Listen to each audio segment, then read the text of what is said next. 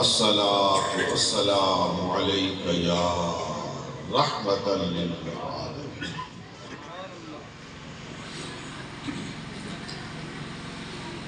میرے انتہائی لائق سخت عزت و احترام اور پیارے برادران طریقت، میں آپ سب کو مبارکباد پیش کرتا ہوں، خلوص دل سے مبارکباد پیش کرتا ہوں کہ آپ نے اپنی روایت کو قائم رکھا ہوا ہے۔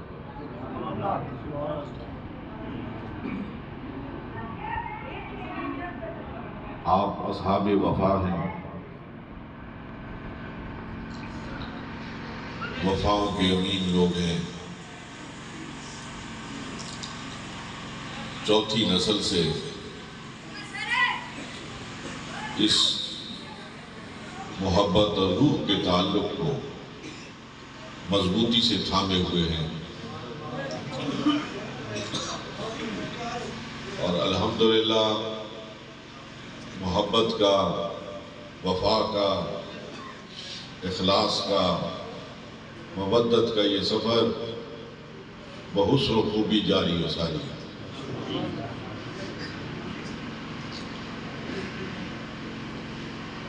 میں آپ کو یہ یقین دلاتا ہوں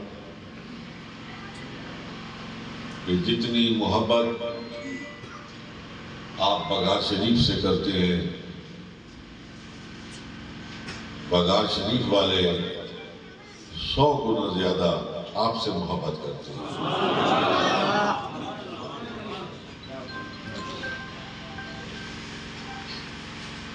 میں خطیب محترم حضرت مولانا کو بھی مبارکباد پیش کرتا ہوں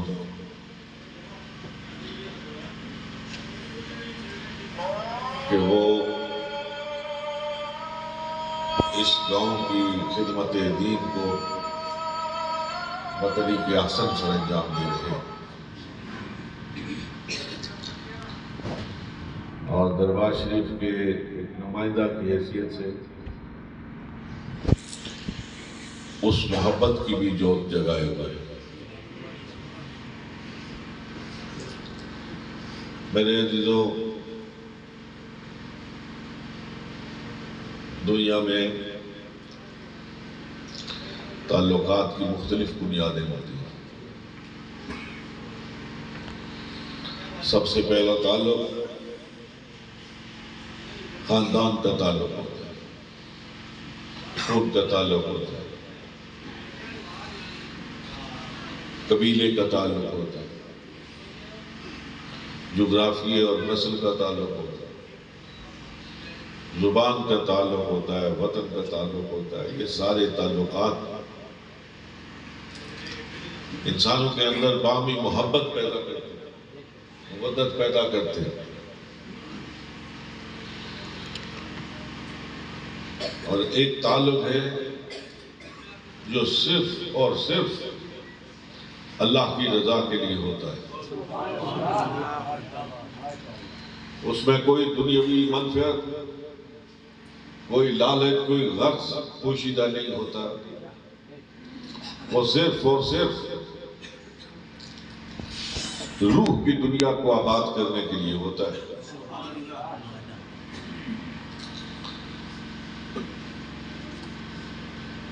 اور حقیقت یہ ہے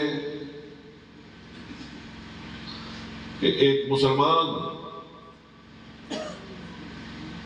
جب ان تعلقات میں سے انتخاب کرتا ہے، ایک بات ضرور ذہن میں رکھیں کہ ہمارا دین ان تعلقات میں سے کسی تعلق کی نفی نہیں کرتا۔ وہ کہتا ہے باپ کی محبت بیٹے سے ہونی چاہیے، بیٹے کی محبت باپ سے ہونی چاہیے، رشتہ داروں کی قدر کرنی چاہیے، باہمی محبت کے تعلق کو پروان چڑھانا چاہیے، اپنی جنم بھومی سے، اپنے ملک سے محبت آنی چاہیے۔ اور میں ایک جملہ آپ کی نظر کرنا چاہتا ہوں کہ جس کو ملک سے محبت نہیں، اپنے وطن سے محبت نہیں، اپنی جنم بھومی سے محبت نہیں، وہ نارمل انسان ہی نہیں ہے، اسے اپنا علاج کرنا چاہیے۔ یہ ساری محبتیں ایسی ہیں جن پر مہر لگاتا ہے ہمارا دین، لیکن جب محبت اللہ کی اور اللہ کے رسول کی، اور جب محبت سچوں کے ساتھ محبت کی، اور ان محبتوں کا باہم ٹکراؤ ہو جائے، تو پھر ہمارا دین یہ تقاضا کرتا ہے کہ باپ کی محبت کو اللہ اور رسول کی محبت پہ قربان کر دو، قبیلہ اور رشتہ دار کی محبت کو اللہ اور رسول کی محبت پہ قربان کر دو، پھر دنیا کی ہر چیز کو اللہ اور اللہ کے رسول کی محبت کے سامنے ایک سمجھو۔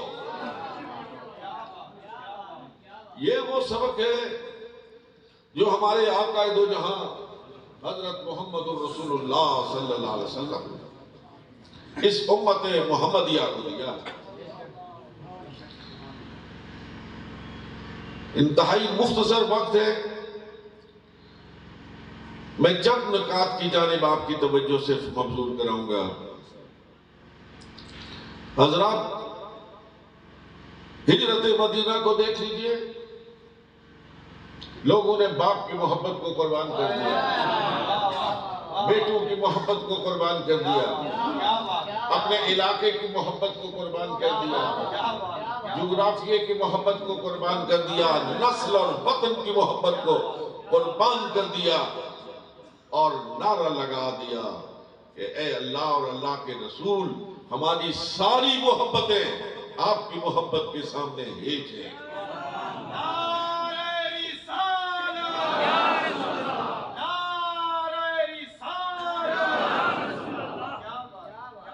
میں آج کے معروضی حالات کی روشنی میں ٹیلی ویژن کا پروپیگنڈا ہو یا پرنٹ میڈیا کا پروپیگنڈا ہو، اس کو سامنے رکھتے ہوئے آپ کی خدمت میں یہ عرض کرنا چاہتا ہوں کہ اگر کل خدا کے سامنے سرخرو ہونا چاہتے ہو،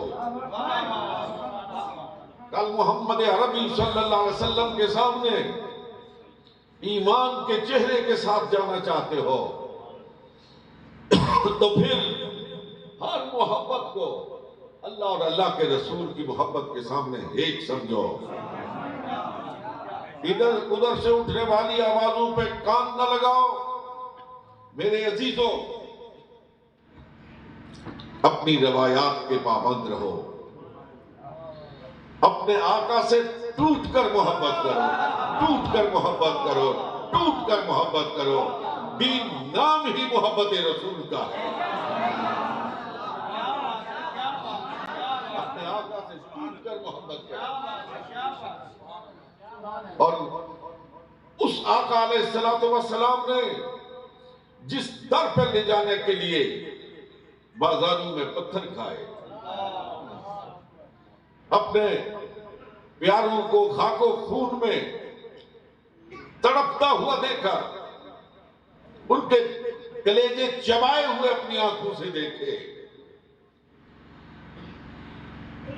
جس در پر پہنچانے کے لیے محمد عربی صلی اللہ علیہ وسلم کے دندان مبارک شہید ہوئے، جس در پر پہنچانے کے لیے محمد عربی صلی اللہ علیہ وسلم نے اپنے وطن معلوف کو قربان کیا،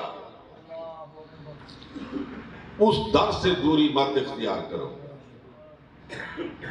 اور ایک نکتہ اپنے ذہن میں جمائے رکھو کہ ہم اس خدا کو مانتے ہیں جو وحدہ لا شریک ہے اور جس کے ہونے کا پتہ محمد عربی نے دیا ہے.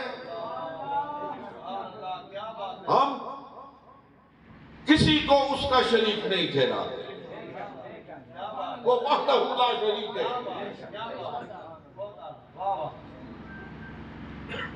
اور اگر وہ خدا خدائی میں یکتا ہے تو محمد مصطفیٰ مصطفائی میں یکتا ہے.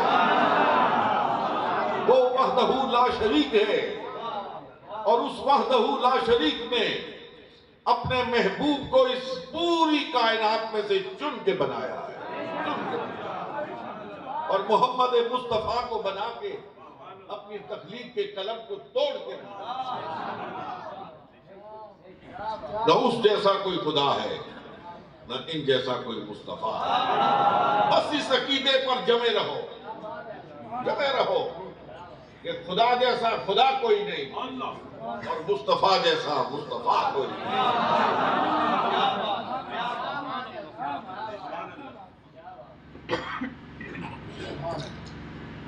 یہ زبان جو ہے یہ جب لمبی ہو جائے تو پھر یہ بہت لمبی ہو جاتی ہے. پھر آدمی سوچتا نہیں. جو زبان پر قابو رکھنے والے لوگ ہوتے ہیں وہ تو کبھی بڑے بھائی کو نہیں کہتے کہ بڑا بھائی میرے جیسا ہے.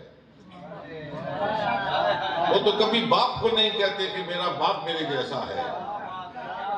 لیکن زبان لمبی ہو جائے, 2 بالش کی زبان ہو جائے تو پھر وہ یہ بھی کہہ اٹھتی ہے کہ ہم بھی بشر وہ بھی بشر, ہم بھی کھاتے ہیں وہ بھی کھاتے ہیں, ہم بھی چلتے ہیں وہ بھی چلتے ہیں, ہم سوتے ہیں وہ سوتے ہیں, ہم جاگتے ہیں وہ جاگتے ہیں. پھر ہم میں اور ان میں کیا فرق ہے. وہ حضرت عباس کا ایک شعر میرے ذہن میں گردش کر رہا ہے, آپ کی نظر کرتا ہوں. انہوں نے کہا تھا محمد و بشر ولیس کالبشر. محمد و بشر ولیس کالبشر یاقوت حجر ولیس کالحجر. محمد بشر ہے لیکن بشر جیسے نہیں ہے. کس طرح؟ جس طرح یاقوت پتھر ہے لیکن پتھر جیسا نہیں ہے. ہر پتھر پاؤں کی ٹھوکر میں ہوتا ہے لیکن ہیرا بادشاہوں کے تاجوں کی زینت ہے.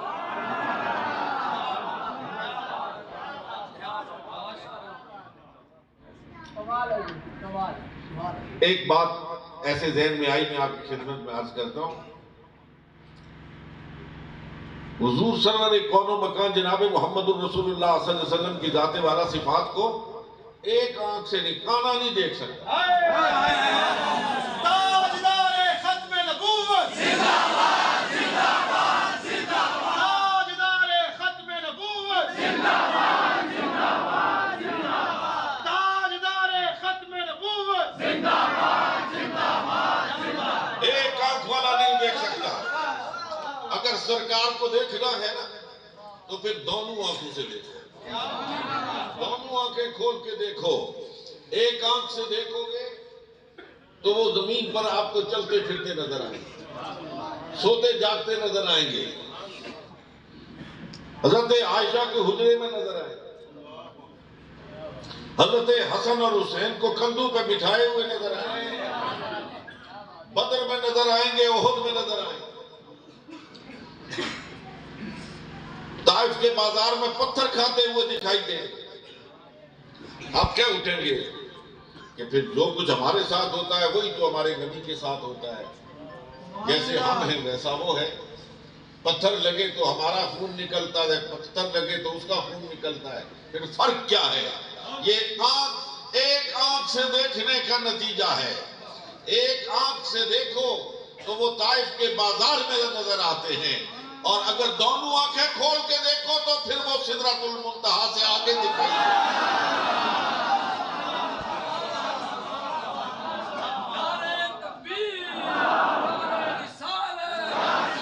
ایک آنکھ سے دیکھو تو حسن اور حسین کو اپنے کندھوں پہ اٹھائے ہوئے نظر آتے ہیں, اور 2 آنکھیں کھول کے دیکھو تو پھر محمد عربی صلی اللہ علیہ وسلم اس مقام پر نظر آتے ہیں کہ رب فرماتا ہے ادنو منی ادنو منی ادنو منی، میرے محبوب اس عرش کو بھی پیچھے چھوڑ دے تو اور قریب آ جا، اور قریب۔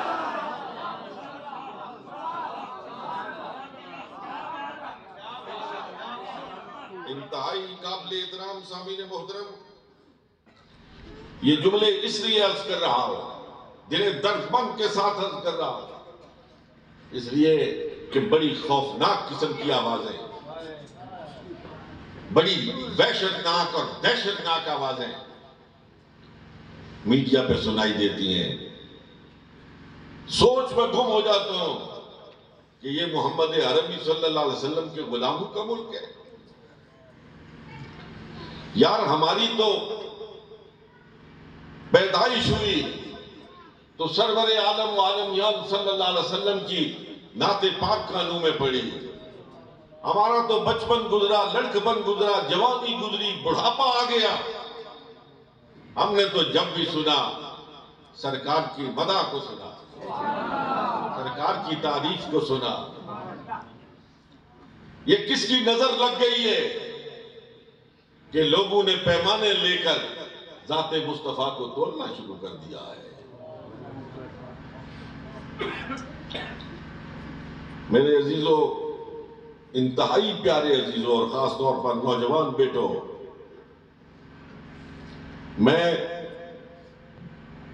پوری جمعیت خاطر کے ساتھ اور خلوص دل کے ساتھ آپ سے کہتا ہوں کہ اگر اپنے ایمان پر قائم رہنا چاہتے ہو، اگر چاہتے ہو دل سے کہ میں مومن رہوں، میں مسلمان زندہ رہوں، میں مسلمان قبر سے اٹھوں، میں مسلمان کی حیثیت سے کل روز محشر اللہ اور اللہ کے رسول کے سامنے پیش ہوں، تو پھر اپنے نبی سے ٹوٹ کر وہ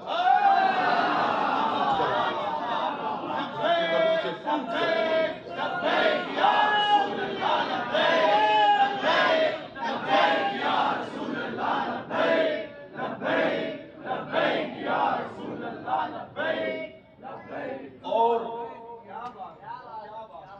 آج کی اس مجلس کی مناسبت سے آپ سے عرض کرنا چاہتا ہوں کہ اس عقیدے پر، اس محبت رسول کی ایمانی قوت پر اگر پہرا دیا ہے تو صوفیہ نے دیا ہے۔ 1500 سال سے اس عقیدے کے پہرے دار صوفیہ اعظام ہے۔ زمین ادھر سے ادھر ہو گئی، پہاڑ اپنی جگہ بدل گئے، لیکن خدا کی قسم صوفی کی پیراداری میں فرق نہیں آیا۔ آج لوگوں نے بابا بابا کہہ کے ان کو مدعون کرنا شروع کیا ہوا ہے، امان والحدیث۔ خدا کی قسم یہ وہ سچوں کی جماعت ہے جنہوں نے سچ پہ پہرا دیا ہے۔ یہ علماء تشریف فرما ہے، صوفیوں کی باتوں کو رد کرنے والوں کی خدمت میں عرض کرنا چاہتا ہوں۔ حدیث شریف، اصول حدیث میں ایک اس طرح ہے جس کو کہتے ہیں حدیث متواتر۔ حدیث متواتر کس کو کہتے ہیں؟ کہ ایسی روایت جس کو بیان کرنے والوں کی تعداد اتنی زیادہ ہو کہ ان کا جھوٹ پر جمع ہونا محال ہو جائے۔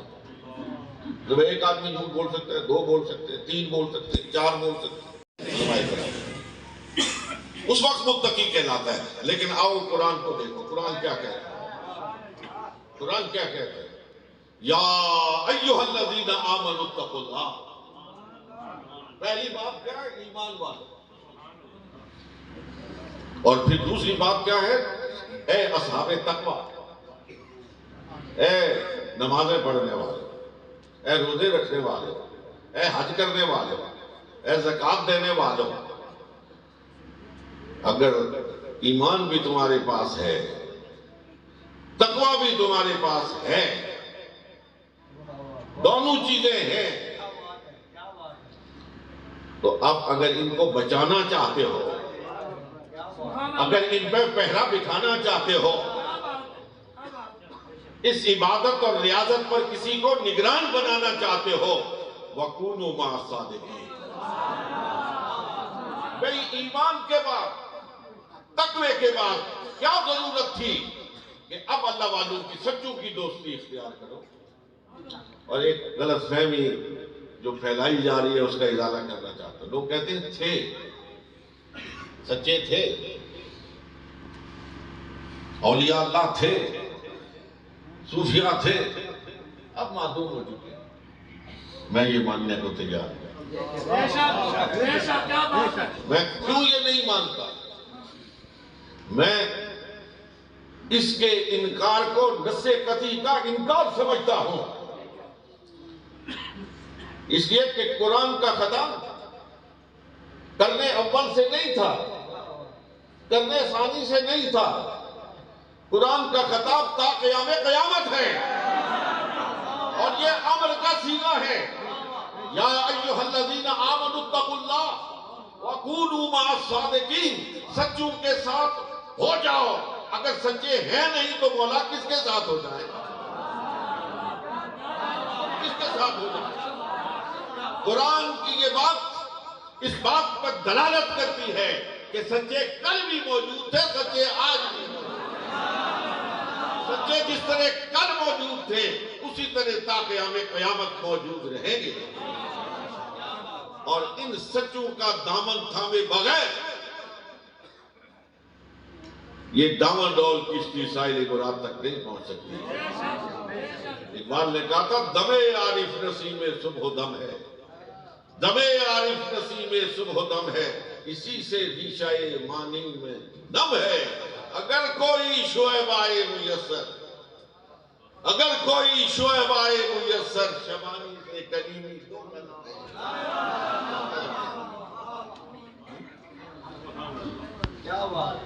میرے انتہائی قابل احترام سامعین محترم، لیکن میں اپنی گفتگو کے اختتام پر آپ کی توجہ اس جانب مبذول کرانا چاہتا ہوں کہ جن کو پہرے دار بنایا گیا ہے ان کی شناخت کیا ہے؟ ان کی شناخت کیا ہے؟ ان کی بنیادی شناخت یہ ہے، اس کو ہمیشہ پیش نظر رکھیں. ان کی بنیادی شناخت یہ ہے کہ ایمان اور تقوی پر پہرا دینے والا خود ایمان اور تقوی کی صفات سے متجل ہو.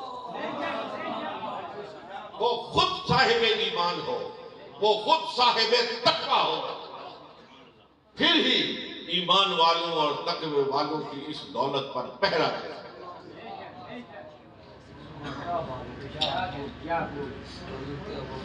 میں صرف ایک بات کہہ کے بات کو ختم کرتا ہوں.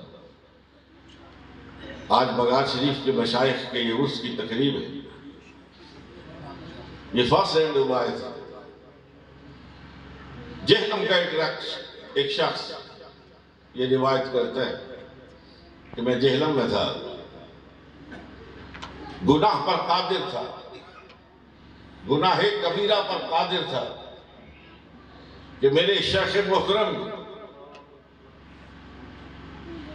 وقت کے عظیم صوفی حضرت خواجہ عبدالرحمن رحمۃ اللہ علیہ بغانوی رحمۃ اللہ علیہ کی آواز میرے کان میں پڑی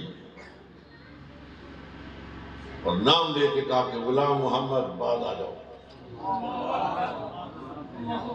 یہ پہرا دینے والے پھر پہرا کس طرح دیتے ہیں؟ غلام محمد باز آ جاؤ.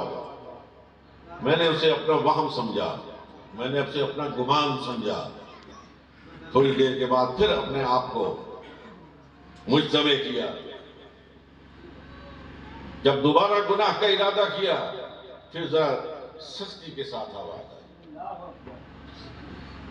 غلام محمد باز آ جاؤ.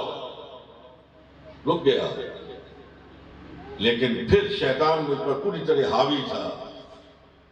پھر ارادہ کیا، تو میرے منہ پر زوردار تھپڑ لگا، شرم کرو۔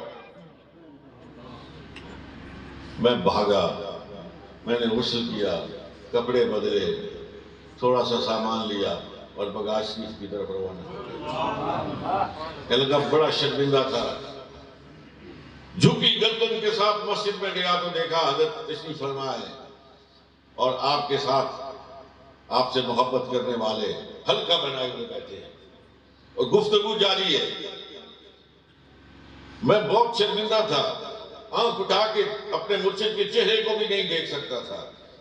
جا کے بیٹھ گیا تو آپ نے اچانک موضوع بدلا اور موضوع بدل کے فرمایا ما زکا منکم من احد ابدا ولکن اللہ یزکی من یشاء، کہ کوئی نفس پاک نہیں ہو سکتا ہے مگر وہی جس کو اللہ پاک رکھنا چاہے، جس کی اللہ حفاظت کرے۔ کہنے لگے مجلس میں بیٹھے ہوئے لوگوں کو کچھ معلوم نہیں تھا کہ یہ موضوع کیوں بدلا گیا، یہ آیہ مبارکہ اور پھر اس کی تشریح اور تفسیر کی ضرورت کیوں پیش آئی، لیکن میں جانتا تھا کہ کون کس حال سے گزرا ہے اور اس وقت مخاطب کون ہے۔ میرے عزیزو، اللہ کے ساتھ محبت، اللہ کے ساتھ تعلق، ایمان کے ساتھ مضبوطی کے ساتھ جمے رہو اور صوفیہ کے ساتھ تعلق رکھنے والوں اپنے امتیاز کو قائم رکھو کہ آپ کے اٹھنے، آپ کے بیٹھنے، آپ کے چلنے پھرنے، سونے جاگنے، آپ کے تمام معمولات زندگی سے خوشبو آنی چاہیے، خوشبو آنی چاہیے۔ مختلف صوفیہ کے ساتھ تعلق رکھنے والے ہو میرے عزیزو، آپ کا کسی سے معاملہ ہو، کسی کے پاس بیٹھو، چند سیکنڈ گزارو تو وہ پوچھے کہ اس کا تعلق کس خانقاہ سے ہے، اتنا پیارا آدمی ہے۔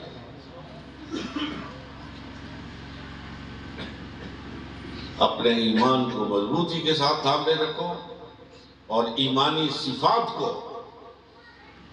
حفظ جا بناؤ۔ وہ صفات جو پیکر محمد مصطفیٰ میں تھی۔ دسوں گریباں میرے مسلمان بھائیوں اور عزیز بیٹوں، یہ قوم یقین کیجئے بڑی زبوں حالی کا شکار ہے، زوال کا شکار ہے۔ ایک دوسرے سے محبت کرو، نفرتوں کو ختم کرو۔ یہ صوفیہ جو ہے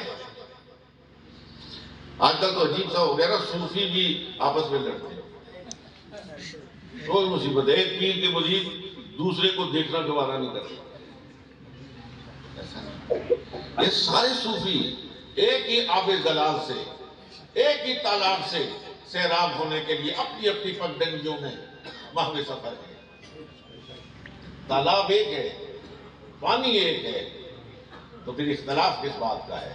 باہم محبت کرو، ایک دوسرے کو گلے سے لگاؤ اور ایک دوسرے کی قدر کرو۔ یہ محمد الرسول اللہ۔ میں صرف ایک روایت میرے ذہن میں آئی ہے، وہ میں آپ کی خدمت میں عرض کرنا چاہتا ہوں۔ حضور سرور کون و مکان جناب محمد الرسول اللہ صلی اللہ علیہ وسلم تشریف فرما ہے، صحابہ بیٹھے، باہر سے اکرمہ کو جانتے ہیں نا آپ؟ سیرت پڑھا کرو بیٹا۔ اکرمہ ابو جہل کے بیٹے ہیں۔ ابو جہل حضور کا سب سے بڑا دشمن، اسلام کا سب سے بڑا دشمن۔ اکرمہ اس کے بیٹے جو ایمان لے آئے ہیں، حضور کی مجلس میں آ رہے ہیں۔ ذرا اس پہ غور کیجیے گا ٹھنڈے دل سے، حضور کی مجلس میں تشریف لا رہے ہیں، ابو جہل کے بیٹے۔ حضور نے دیکھ لیا اکرمہ آ رہا ہے، قربان جائیں خلق محمد مصطفیٰ پر، اور یہ صوفی خلق محمد مصطفیٰ کے آئینہ دار ہے، واسطار ہے۔ حضور علیہ السلام نے فرمایا میرے صحابہ وہ باہر سے اکرمہ آ رہا ہے، دیکھنا اس کے ہوتے ہوئے ابو جال کے بارے میں کوئی بات نہیں کرتا۔ سب سے بڑا دشمن اسلام، فرمایا کچھ بھی ہے اس کا باپ ہے، ہم اس کے خلاف بات کریں گے اس کو تکلیف ہو، اس کی موجودگی میں ابو جال کے بارے میں کوئی بات نہیں کرتا، سب سے بڑے کافر۔ اگر یہ خلق عظیم ہمارے سامنے نمونے کے طور پر موجود ہے تو پھر کافر کیا مسلمانوں کی عزت پر حملے ہو رہے ہیں۔ یہ جو کچھ تو خون ہو رہا ہے پاکستان میں، پاکستان کی گلیوں بازاروں میں جو خون کے دھبے ہیں، جو عصمت دری ہے،